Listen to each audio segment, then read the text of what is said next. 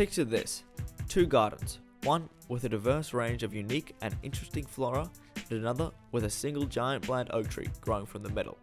Which garden would you want? These gardens can be compared to an internet with net neutrality and one without.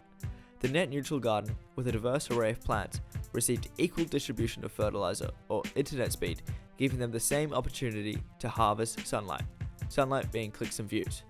In the second garden, the oak tree pays more money and gets all the fertilizer, growing high and stealing all the sunlight, letting the smaller ones die. Who wouldn't want a garden with a diverse range of plants? Currently, we have the diverse garden, which means that the internet service providers must let all websites run at the exact same speed for the same cost, no matter the site.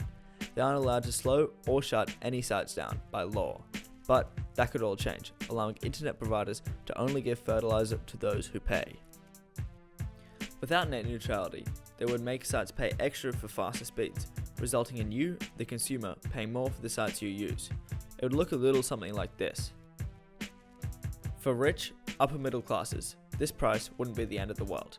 However, for low socioeconomic families, it would virtually stop them from using most sites on the internet, making it hard for them to access educational platforms.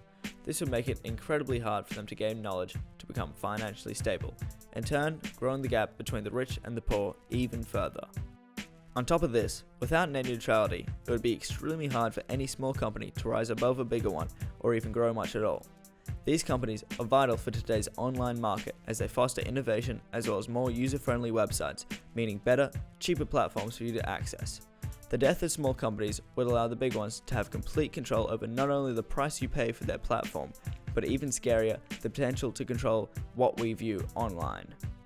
Back in 2005, the Canadian internet service provider TELUS blocked the pro-union website Voices for Change, which was supporting workers striking against TELUS, stopping its 1 million users from viewing it.